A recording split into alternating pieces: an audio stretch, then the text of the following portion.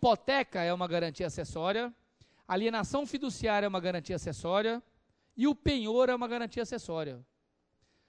Das 5 garantias que nós vamos estudar, aval, fiança, penhor, hipoteca e alienação fiduciária, só o aval não é acessório. O aval é autônomo. A fiança é acessória, hipoteca é acessória, penhor é acessório, alienação fiduciária é acessório. Portanto, as garantias acessórias, se a dívida principal for nula, a garantia é nula. Tranquilo? Então, a fiança não garante dívida nula. O credor pode não concordar com o fiador? Pode. Pode. O credor é que exige a garantia. Ele pode dizer, não, fulano eu não quero como fiador. Fulano eu conheço, não tem patrimônio. E mais um detalhe interessante. O avalista, eu passei uma nota promissória para você e o Pedro foi meu avalista. Se o Pedro vier a morrer, vier a falecer, você, credor, não adianta querer outro avalista. Eu não sou obrigado a arrumar outro avalista. Agora, o fiador, se eu tenho um contrato de aluguel e o meu fiador vem a falecer, você, credor, pode exigir a substituição. O credor pode exigir que se substitua o fiador que faleceu. E eu sou obrigado a substituí-lo.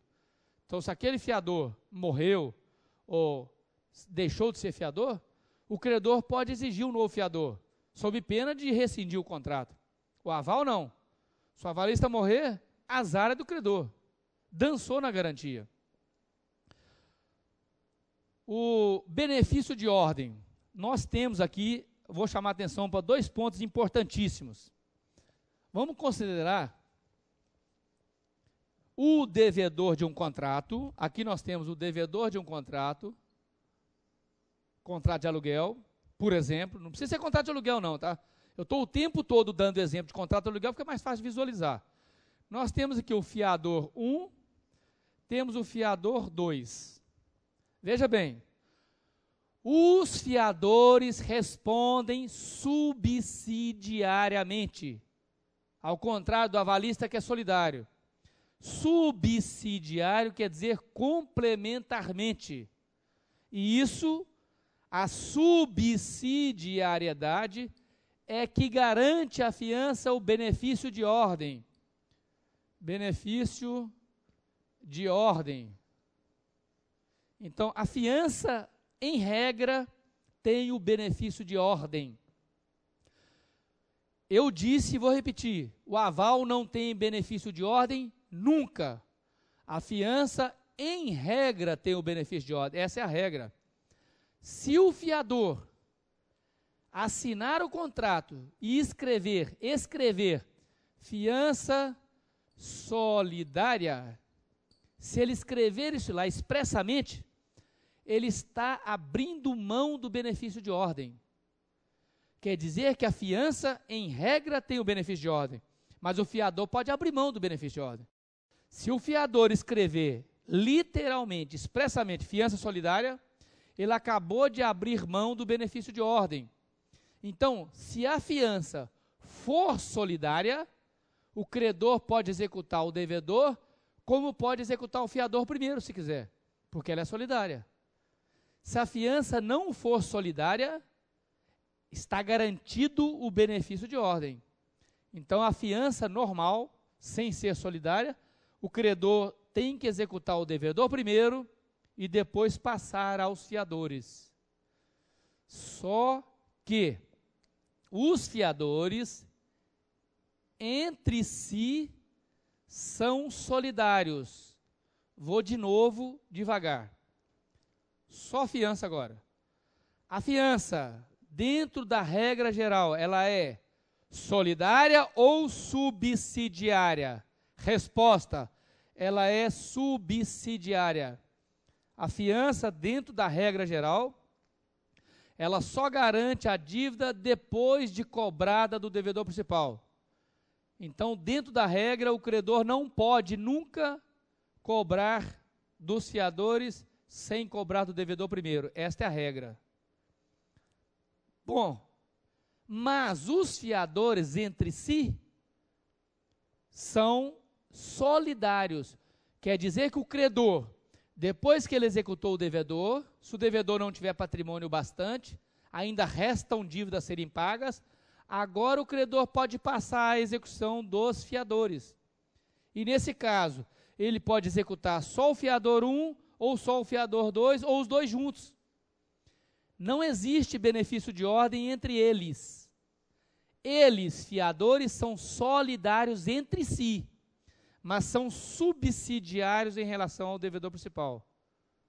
Está claro isso? Cuidado com isso na prova. Fechando. Intervalo é agora? Você me dá um toque a hora que for o intervalo. Então, fechando. Os avalistas respondem solidariamente. Não existe benefício de ordem nunca. A fiança é subsidiária, regra. Quando é que a fiança será solidária? Quando eles, fiadores, abrirem mão disso, expressarem no contrato fiança solidária. Exceção. Fiança solidária é exceção. A regra é benefício de ordem. Mas os fiadores entre si são solidários. Ou seja, não existe ordem para eu executar os fiadores. Depois que eu cobrar do devedor, eu posso cobrar do fiador 1, do fiador 2, dos dois juntos. Esta é a regra. São solidários entre si, subsidiários em relação ao devedor principal. Bom, nós temos ainda a benefício da divisão, ou benefício de divisão. O Código Civil fala da divisão. Aqui nós temos o devedor principal, por exemplo, o inquilino do contrato de aluguel, temos o fiador 1, fiador 2. O proprietário, quando o aluguel não é pago, ele vai executar o devedor primeiro. Só depois pode ir aos fiadores, benefício de ordem.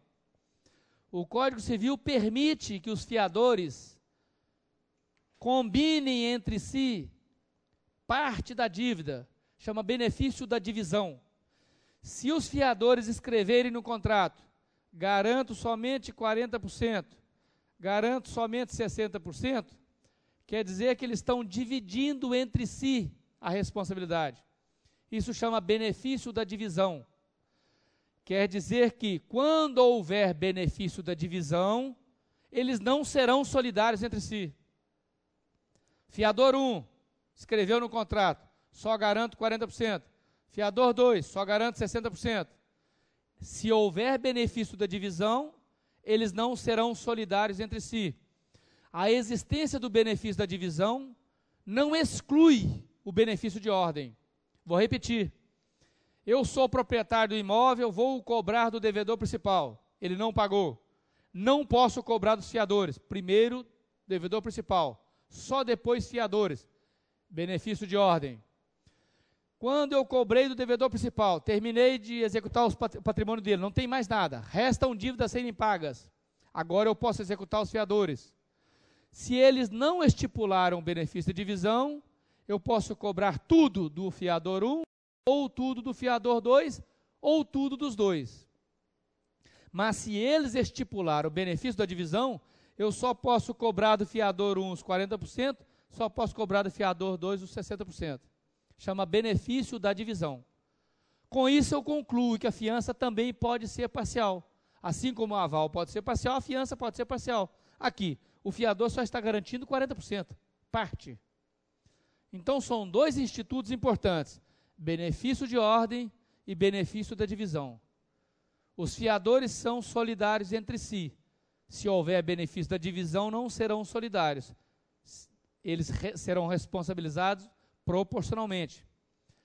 Agora eu vou fazer uma outra comparação importante. Vou apagar aqui a bagunça, para ficar mais fácil de visualizar. Fazendo uma comparação entre aval sucessivo com a fiança sucessiva. Aqui eu tenho o devedor de uma nota promissória, aqui eu tenho o avalista 1, aqui eu tenho o avalista 2. Aqui eu tenho o devedor de uma promissória, aqui eu tenho o avalista 1, aqui eu tenho o avalista 2. Aval de aval, avalista do avalista. Aqui eu tenho o devedor de um contrato de aluguel, por exemplo, Aqui eu tenho um fiador 1, aqui eu tenho um fiador 2. Aqui eu tenho o devedor de aluguel, de um contrato de aluguel, tenho o fiador 1, aqui eu tenho um fiador 2. Aval comum, aval sucessivo, fiança comum, fiança sucessiva. No caso do aval, título de crédito, o credor pode executar o devedor da promissória, o avalista 1, o avalista 2, ou todos juntos. Se for aval de aval, não tem problema nenhum. O credor pode executar o devedor da promissória, o avalista 1, o avalista 2, ou os dois juntos, ou todos juntos. Não existe benefício de ordem. Vamos para a fiança. Eu tenho o devedor de aluguel, tenho o fiador 1 e fiador 2. Os dois afianciam comumente o devedor. Eu não posso executar os dois fiadores, senão depois de executar o devedor. Benefício de ordem. Depois que eu executei o devedor principal, e ele não tem mais como pagar, agora eu posso passar aos fiadores. Se eles são fiadores comuns, eu posso executar só o fiador 1, só o fiador 2, ou os dois juntos, porque eles são solidários entre si. Salvo, a não ser que haja o benefício da divisão. Exemplo hipotético, 40%, 60%. Se houver benefício da divisão, aí eu não posso cobrar os dois do todo. Só posso cobrar o fiador 1 em 40 e o fiador 2 em 60. Mas, independente de ser tudo ou parte, só posso cobrar dos dois após cobrar do devedor. Benefício de ordem. Agora, fiança de fiança, fiança sucessiva. Cobrei do devedor principal, ele não tem jeito de pagar, não tem nada para eu executar. Eu passo agora ao fiador 1. Só depois de executar o fiador 1 é que eu posso passar para o 2. Benefício de ordem. Então, a fiança sucessiva é totalmente diferente do aval sucessivo. Aval sucessivo eu posso deixar o devedor para lá e cobrar do avalista 2. Eu não preciso nem cobrar do devedor. Eu sei que o avalista 2 tem patrimônio, é o pai do cara, tem dinheiro. Estou nem preocupado com o devedor, já vou direto no avalista 2. Pode? Pode. Na fiança, eu posso ir direto no fiador 2? De jeito nenhum. Tem que cobrar do devedor primeiro. Falta dívida a ser paga. Vou cobrar do fiador 1. Ah, não deu conta de pagar. Agora eu posso ir no 2. Benefício de ordem. Esta é a regra da fiança. Totalmente diferente do aval. Ficou claro? Então, benefício da divisão e benefício de ordem, uma coisa não exclui a outra. Fiança parcial, pode? Pode. Mas se pode ter fiança, benefício da divisão, se eles podem dividir entre eles o percentual, isso é percentual. Se ele diz que só garante 40%, ela é parcial, ele não está garantindo tudo. Então pode, assim como o aval pode ser parcial, na letra de câmbio, cheque e nota promissória. Terminamos aqui a fiança. Então fechamos neste momento aval e fiança. As duas garantias pessoais, aval e fiança, encerramos. Todos os pontos relevantes que poderiam cair num concurso, vocês vão pegar depois o material e vão dar, sem esquecer. E se tiver dúvida, mandam para o nosso grupo, para tirar alguma dúvida, né? Eu vou passar agora a fiança bancária. O que é a fiança bancária? A fiança bancária é a fiança normal. A diferença é que, na fiança normal, o credor empresta um dinheiro para você, geralmente um próprio banco, em contrato, e ele exige de você, devedor, uma garantia. Um terceiro, em regra, vai garantir. Na fiança bancária, o banco é que está prestando a fiança, ou seja, o banco vai afiançar o seu cliente. Nós dizemos, e o Ricardo vai falar mais detalhado dessa matéria, a nossa matéria ela é conjugada praticamente, né? Mas a gente separou os tópicos. Nós temos nas operações bancárias, a gente chama de operações bancárias, nós temos as operações ativas, as operações passivas e as operações acessórias. O que são operações ativas? São as operações que o banco empresta dinheiro ao cliente. O que são operações passivas? São operações que o banco busca dinheiro no mercado, fonte de recurso, também conhecido como funding. Funding bancário. Quando você deposita na caderneta de poupança, depósito à vista, RDB, CDB, você está emprestando dinheiro para o banco. Para o banco, CDB, RDB, depósito à vista, poupança, são operações passivas. O banco está buscando dinheiro no mercado. Quando o banco empresta para você, financia um carro, empresta dinheiro para a empresa, são operações ativas. O banco está emprestando dinheiro. E o Ricardo vai trazer mais detalhe, mas a diferença entre o valor que o banco paga por suas operações passivas, fonte de recurso, e o valor que o banco ganha nas aplicações, essa diferença é um dos itens que compõem o spread bancário. Spread bancário. O que é o spread bancário? É um conjunto de fatores que vão gerar o lucro do banco.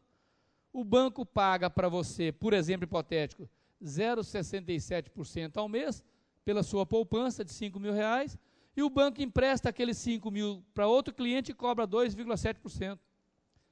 Quer dizer, o banco cobra 2,7% ao mês e paga 0,67%. O banco está ganhando aí 2 e pouquinho, que é um dos fatores do spread bancário, o lucro bancário. Mas existem outras operações bancárias em que o banco não está emprestando dinheiro, nem está buscando dinheiro no mercado. O banco está fazendo o quê? Prestando serviço. São as operações acessórias. Então, o que é uma operação acessória?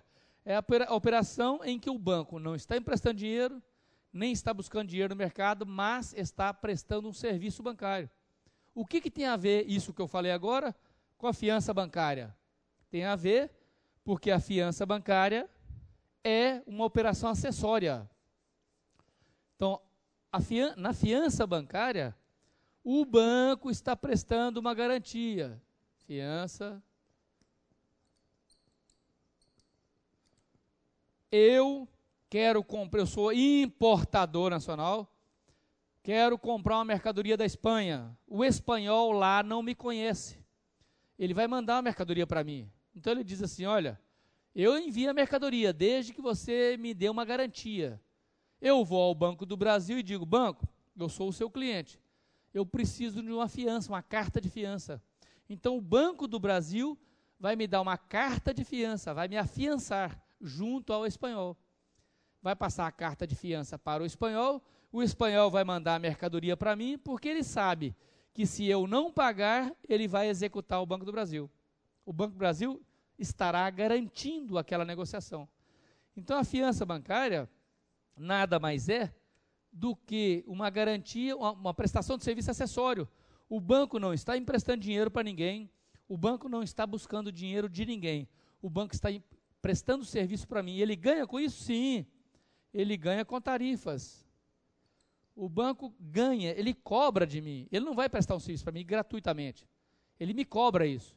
E é óbvio que atrás disso, ele me tem como cliente, saldo médio, outras operações de fidelidade, ele pode fazer um contrato com outras garantias, caso eu não pague para o espanhol e o banco tenha que honrar aquele compromisso, o banco vai me pagar depois, é claro.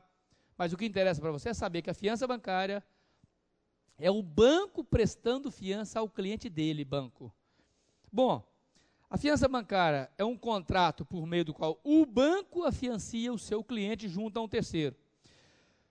A fiança bancária tem que ser sempre por escrito, qualquer fiança tem que ser por escrito. A fiança bancária, a ideia da fiança bancária é viabilizar uma negociação do cliente do banco junto a terceiros. Então, eu sou um importador nacional, para eu importar uma mercadoria, o Banco do Brasil, por exemplo, vai me afiançar lá fora. As cartas de fiança, elas têm prazo determinados. O prazo máximo da fiança é de 12 meses, questão de prova. Questão de prova. O prazo máximo de uma fiança bancária é de 12 meses. Ela não pode ter validade por mais de 12 meses. E caso seja para licitações, o prazo máximo é de 6 meses. Vou repetir. Qual é o prazo de validade de uma fiança bancária? Qual é o prazo máximo que ela pode existir? O banco prestou uma fiança. Prazo máximo? 12 meses. E se for para licitações, ou seja, eu quero participar de uma licitação no governo e tenho que prestar fiança. Vocês encontram muito outdoor na cidade e dizem assim, quer ver? Calção até tal data, né, licitação tal, vendendo tal coisa, governo fazendo propaganda. Calção até tal data, ou seja, você tem a carta de fiança até tal data. Se for para garantir licitações, o prazo máximo é de 6 meses. A fiança bancária normal, prazo máximo 12 meses.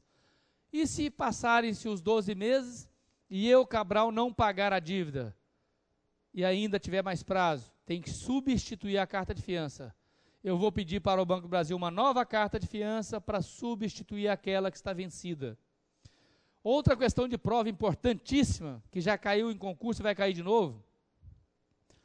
O máximo que um banco pode afiançar é 500% o PR.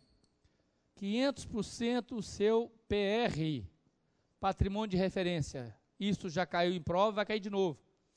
O que é o patrimônio de referência?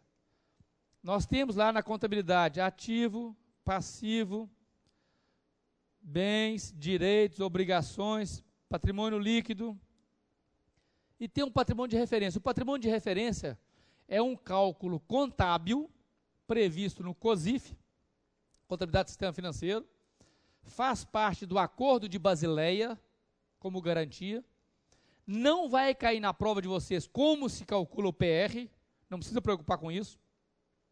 O Ricardo vai até tocar nesse assunto, mas não vai cair na prova, como se calcula o PR.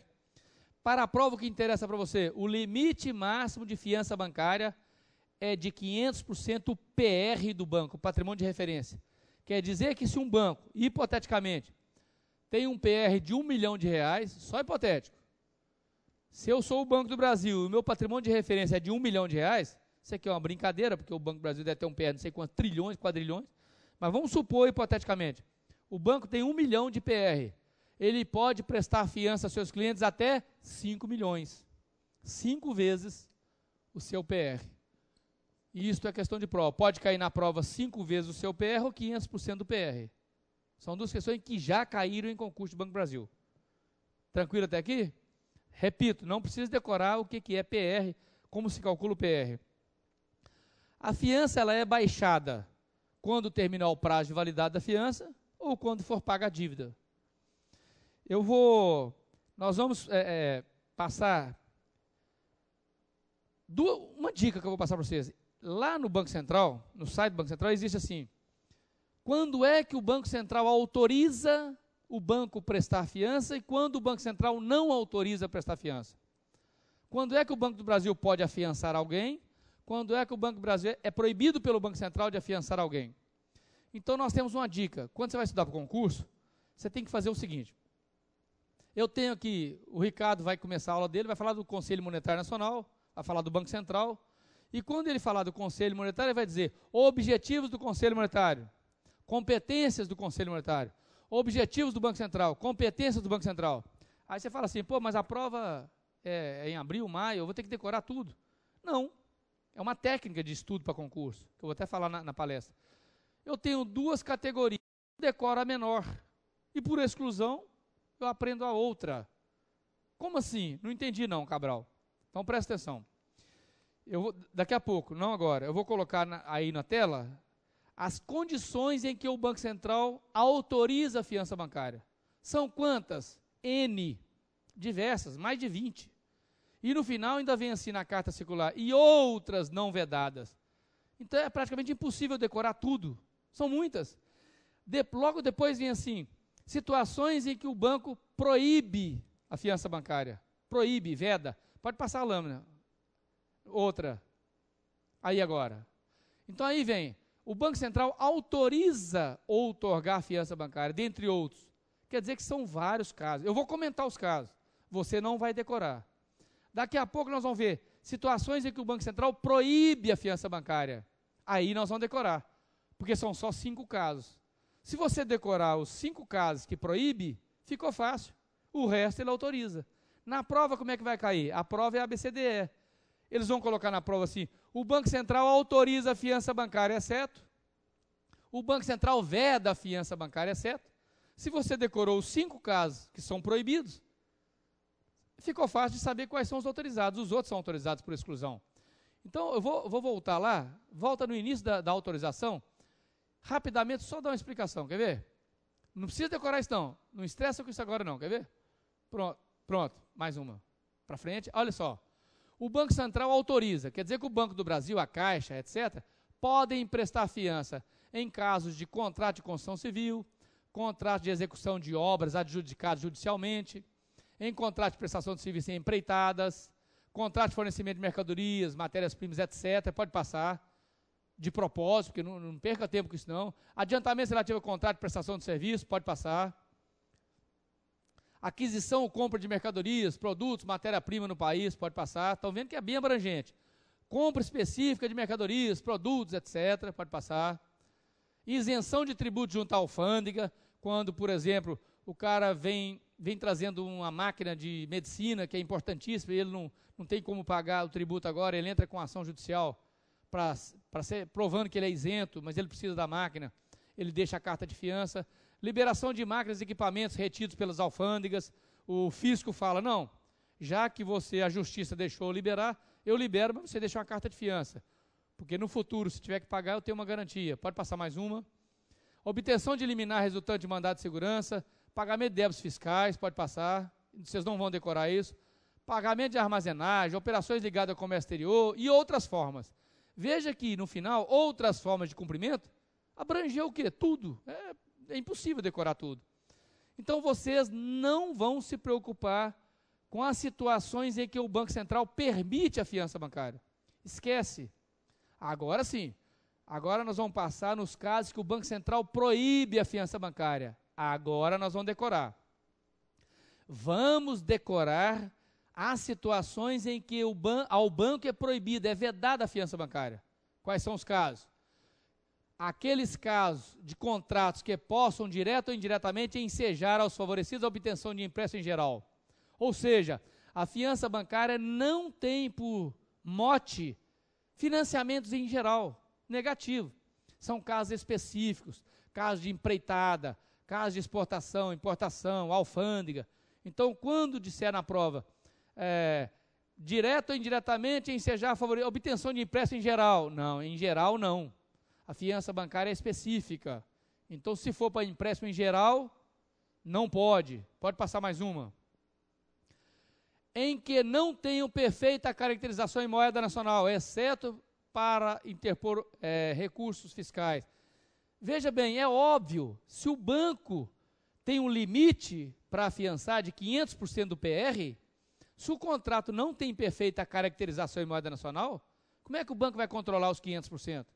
Não tem como controlar. Então fica fácil de você decorar. Contratos que não tenham perfeita caracterização do valor em moeda nacional. E vencimento definido. Se o contrato não tem vencimento definido, o banco não vai autorizar. Por quê? Porque a fiança é um prazo máximo de 12 meses. Ele tem que ter um prazo definido. Então vamos decorar. Contratos que não tenham perfeita caracterização em moeda nacional, ou aqueles que não têm vencimento definido, não podem ser afiançados. Próximo. Olha só, aqueles contratos em moeda estrangeira que envolvam risco de variação cambial, exceto exportação e importação. Aqueles contratos vinculados de qualquer forma à aquisição de terrenos que não sejam para uso próprio, quer dizer que a fiança bancária não pode garantir contratos em moeda estrangeira cuja variação cambial seja, como é que fala? Variável ao bel prazer, não. Com isso vai comprometer o banco. E ainda, a fiança bancária não serve para contratos para aquisição de terrenos que não sejam para uso próprio. Quer dizer que a fiança bancária não serve para especulação, não foi criada para isso. A não ser que a indústria queira comprar um terreno para uso próprio, aí é para produção, não é para especulação. Próximo. Não podem ser afiançados a diretoria do banco, os membros do conselho de administração, conselho fiscal e seus cônjuges. Claro, olha para você ver como é que é fácil de guardar. O Banco do Brasil não pode prestar fiança para o seu diretor, senão viraria, como é que fala? Que acontece muito, não é corporativismo não, tem outro nome que me falhou agora. Não, utilizaria, quer dizer, o banco está prestando fiança para o seu diretor, viraria proteção, eu esqueci o nome agora, me falhou o termo agora. mas em